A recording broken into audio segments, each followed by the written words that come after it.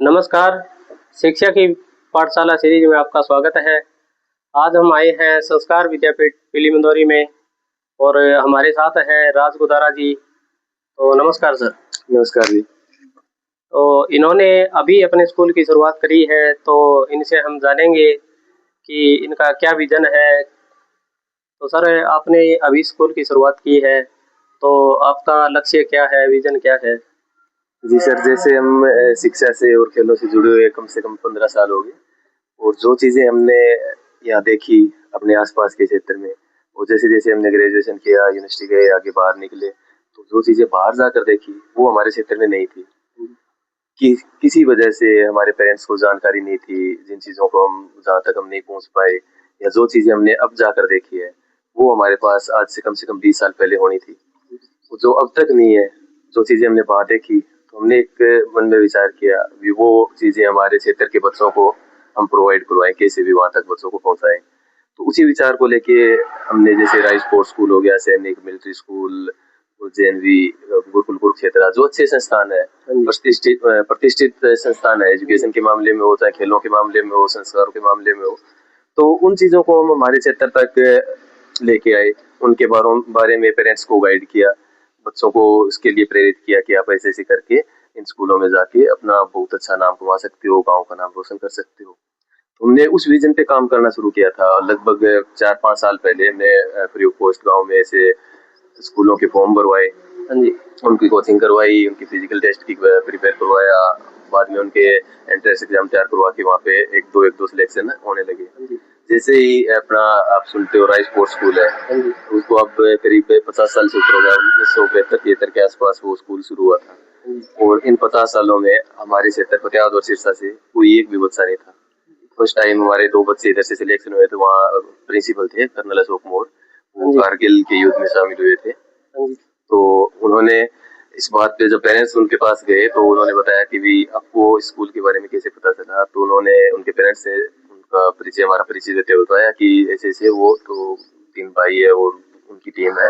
हाँ जी। उन्होंने इसके बारे में बताया था और जो इनका फॉर्म भराना, तैयारी करवाना उन्होंने ही करवाई थी। हाँ जी। तो उन्होंने ये जाते ही बोला कि सबसे पहले तो आप उनका जाते ही मिठाई खिलाना कि हाँ जी। आपको इतने अच्छे संस्थान में आपके बच्चों को लेके आए, यहाँ तक पहुँचाया है। हाँ जी। और आगे जब यहाँ फंक्शन होगा तो उनको लेकर आना। तो उनका एक एनुअल फंक्शन था जिसे 50 साल पूरे होने पे, वहाँ पे खेल मंत्री भी आए हुए थे, अपने राज्यपाल बंडारू दत्तात्रेय भी आए हुए थे।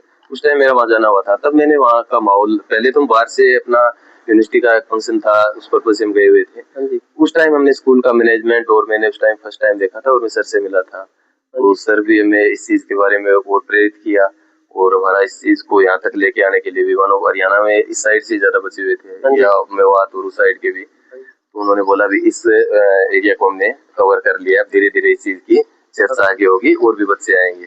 तो ये काफ़ी अच्छी पहल है और इस पे कंटिन्यू लगे रहे और अब तक हमने करीब 10 सिलेक्शन वहाँ 4 सालों में बच्चों को दे दिए। करवा दिए।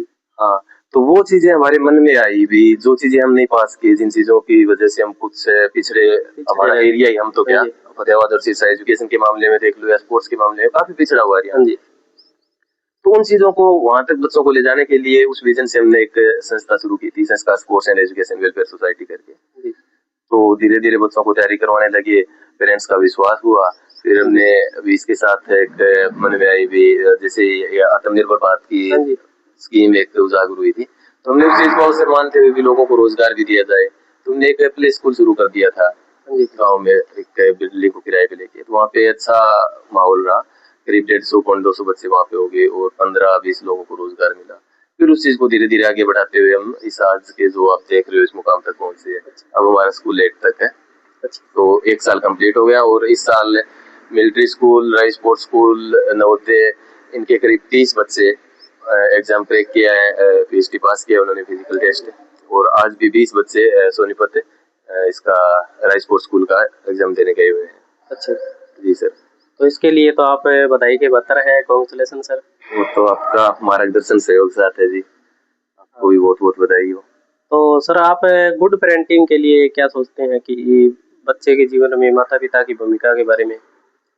सर ये भी एक बहुत ही मतलब अच्छा क्वेश्चन है आपका। पेरेंटिंग के बारे में हमें बहुत ज्यादा सोच विचार करने की जरूरत है। जैसे हम बच्चों से कम से कम 10-15 सालों से हम जुड़े हुए हैं, हम भी उस टाइम बच्चे थे। जी, जैसे जैसे चीजें देख रहे हैं, जैसे जैसे आज तक जो चीजें हमने अचीव की है या जो चीजें हम कर रहे हैं सोसाइटी के लिए, तो पेरेंटिंग का बहुत बड़ा रोल होता है।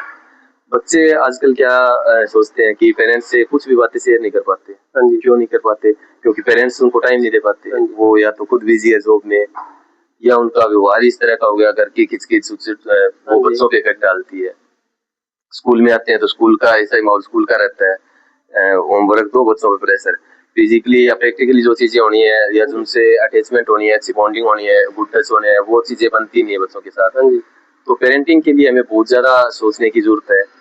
ऐसे पेरेंट्स वही है जो बच्चों को अपने फ्रेंड की तरह हाँ बिहेव जी, हाँ जी, करते हैं, ना कि अपने से जूनियर मान के, अगली हाँ जी, जनरेशन हाँ जी, मान के उनके साथ जो वो चीजें देख के आए हैं, जो चीजें उन्होंने फेस की है, जो चीजें अपने पेरेंट्स से वो क्लियर नहीं कर पा रहे, अगर वही उनके बच्चे कर रहे हैं तो फिर उन्होंने क्या ही पेरेंटिंग कर हाँ। रहे हैं। तो सर एक जो बच्चे होते हैं, शर्मीले होते हैं या कमज़ोर होते हैं पढ़ाई में, तो उनको हम पनिशमेंट के तौर पर अगर उनकी मार-पिटाई करें, तो ये उनको मेंटली टॉर्चर करने जैसा हो जाता है। तो इस पर आपके क्या विचार है? जी बिल्कुल, ये तो मतलब वही है कि अब मारपीट करके बच्चे को सुधार भी दे, तो एक जो होता है ना सर्कस का शेर भालू, उसकी हाँ जी, तरह हाँ हम जी। तैयार कर देते हैं बच्चे को। उसकी मेंटली डेवलप नहीं हो पाता वो। तो मारना तो बिल्कुल सही नहीं है उसमें। किसी भी तरह से उस चीज़ को सही ठहरा ही नहीं सकते। फिर बच्चा कितनी भी शरारत, बच्चों में शरारत तो होनी चाहिए। हाँ आजकल जी, हाँ बच्चे जी। शरारत करते कहाँ हैं? करते का है। वो छोटी-मोटी शरारत करते हैं, हमें ऐसी पनिशमेंट देते हैं, बच्चे को और ज़्यादा दबा देते हैं। हाँ जी। ये तो बहुत ज़्यादा गलत है, मारना तो बिल्कुल भी नहीं चाहिए। उनके साथ जितने हम फ्रेंडली रह के उन चीज़ों को पॉजिटिव, वो जो एनर्जी है उनमें, हाँ जी, हाँ जी। उनको सही डायरेक्शन न मिलने की वजह से वो गलत डायरेक्शन में एनर्जी हाँ लगा जी, रहे हाँ हैं। जी। तो उनको हमें सही डायरेक्शन देने की ज़रूरत है।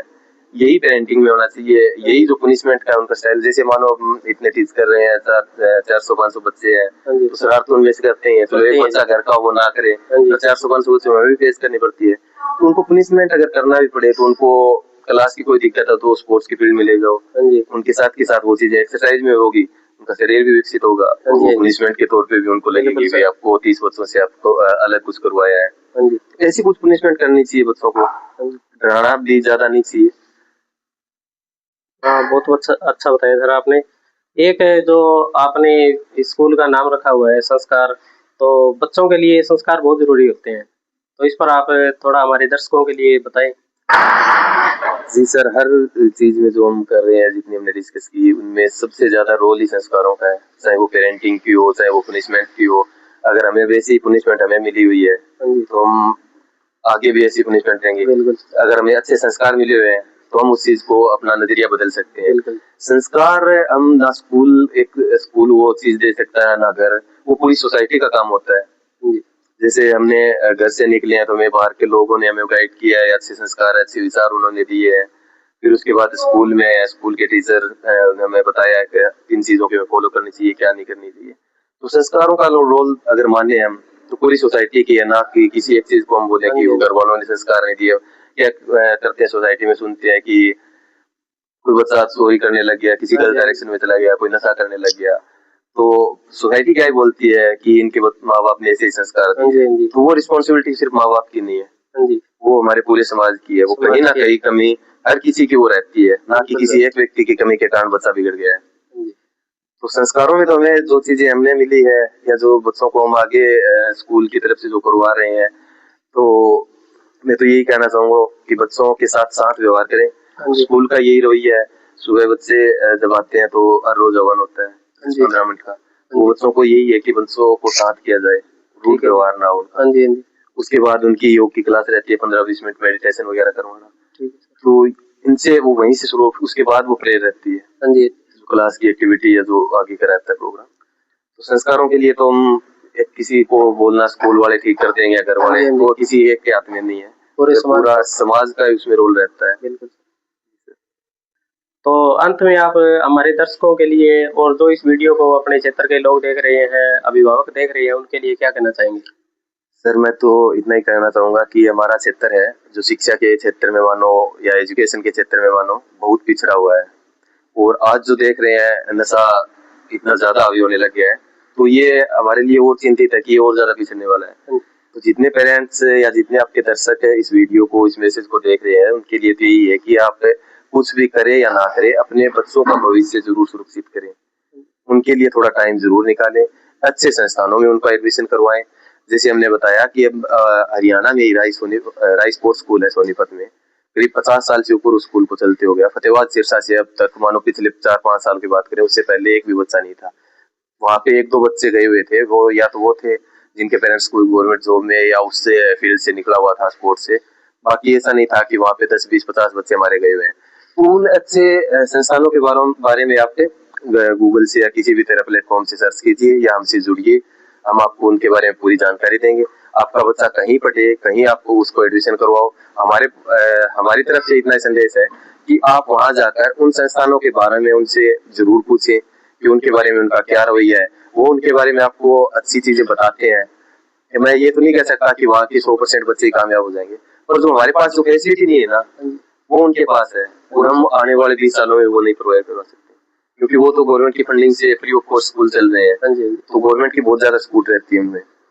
तो उन संस्थानों के बारे में आप जरूर अपने बच्चों के लिए जरूर उसमें मिले, हमसे कांटेक्ट कर सकते हैं। आप हमारे स्कूल को विजिट कर सकते हैं, संस्कार विद्यापीठ पीली मंदोरी। तो सर आपके गांव से एक बहुत बड़ी शख्सियत हुए हैं पंडित जसराज जी, तो उनका शिक्षा के साथ साथ आप सामाजिक कार्यकर्ता होने के नाते आप उनके बारे में कुछ बताएं सर, जो पुस्तकालय आपके गांव में चलता है या उसके बारे में। जी सर, हमारे गांव ही नहीं, हमारे क्षेत्र, हमारे हाँ जी, हाँ जी। हरियाणा प्रदेश और पूरे देश का नाम रोशन करने वाले थे पद्म विभूषण पंडित जसराज जी, हाँ जी, जो शास्त्रीय संगीत के बहुत ही बड़े गायक रहे थे। हाँ जी, जिन्होंने ना अपने देश में बल्कि 7 महाद्वीपों में और अंतरिक्ष उनका नाम है। हाँ जी, तो उन्होंने शिक्षा के क्षेत्र में या संस्कारों के क्षेत्र में गांव को ही नहीं, क्षेत्र को, पूरे देश को बहुत बड़ा एक संदेश दिया था। जैसे वो गांव में 2003-4 के आसपास आए थे, काफी लंबे समय बाद। तो गांव में एक युवा क्लब था, उनकी टीम ने उस चीज को मैनेज करने, उनका फंक्शन मैनेज करने की जिम्मेवारी ली थी। हाँ जी, हम चीजें मैनेज कर लेंगे, आप तो किसी तरह पधारिए। तो उनसे रिक्वेस्ट की, उनसे बातचीत हुई, तो उन्होंने आने के बाद आए थे। उसके बाद वो 3-4 साल बाद उनका गांव में आना लगातार रहता था। तो 2009 में जब उनका गांव आना हुआ, तो गांव को एक शिक्षा के क्षेत्र में बहुत बड़ी सौगात मिली। गांव में एक लाइब्रेरी अपने पिता पंडित मोतीराम की याद में उन्होंने स्थापना की थी। 2009 में उन्होंने नींव रखी, तो लाइब्रेरी लगभग 2014 के बाद वो दोबारा आए, तब तक वो तैयार हो गई थी। 2014 में उन्होंने उस लाइब्रेरी का उद्घाटन किया और 2-3-4 साल बहुत ज्यादा कुछ यूज नहीं हुई, खाली एक हॉल की टाइप वो पड़ा रहता था। गांव के लोग वहां सब बैठक में अदाई कर ली और वैसे उसका कोई यूज नहीं हुआ था। 2018 में हमने उस चीज को एक हमारी संस्था Pandit Jasraj sports and education welfare society नाम से रजिस्टर करवा के हमने उसकी देखरेख शुरू की। हमने खुद ने उसमें स्टडी करना शुरू किया। 10-12 लोग थे हम। तो गाँव आराम से वो थोड़ा पैसा इकट्ठा करके जो फर्नीचर वगैरह उसमें लगाया और धीरे धीरे उस चीज का रिजल्ट आने लगे। हम भी गवर्नमेंट जॉब लगे और उसमें आज लगभग 103 सीटें हैं। अब भी आप जाकर देखोगे, विजिट करोगे तो सीटें फुल रहती है। और अपने नहीं, आपके गांव से भी यहाँ पे आते थे। हमारे गांव के लगभग 8-10 किलोमीटर में 10-12 गांव के बच्चे यहाँ पढ़ने आते थे। अब तो 2 साल में काफी लाइब्रेरी सरकार की तरफ से भी होगी, 2-3 सालों में, पहले नहीं थी। और पूरे हरियाणा में बात करें तो सार्वजनिक सहयोग से गाँव में लाइब्रेरी जो चल रही है, शायद ऐसी कोई लाइब्रेरी मिलेगी आपको जिसका इतना अच्छा परिणाम रहा हो, या ऐसे सार्वजनिक सहयोग से वो लाइब्रेरी चल रही है, ना कि किसी फंड से सरकार ने अरेंज करवा दिया या कुछ और चीजें। हाँ, सहयोग रहता है। जैसे मानो पीछे सीएम का प्रोग्राम था, पंडित जसराज जी की मूर्ति अनावरण करवाया था, तो करीब 43 लाख रुपए का फंड लाइब्रेरी के विस्तार के लिए, इसकी जो चीजें कुछ कमियां हैं उन चीजों को पूरे करने के लिए दिए थे। तो हम उनका धन्यवाद करते हैं, उनका भी अच्छा रोल है। और पंडित जसराज जी का एक दूरदर्शी सोच थी। जब उन्होंने उस चीज को बनाया था, जो जब युवा मंडल एक्टिव था, उनको भी नहीं पता था कि आज जो जैसी चल रही है वैसी वो लाइब्रेरी चलने वाली थी। और उनको कहीं ना कहीं आभास हुआ कि ये भविष्य में बहुत बड़ा एक रोजगार का साधन भी बनेगा और एक संस्कारों का एक अच्छा मंच बनेगा ये। बिल्कुल सर।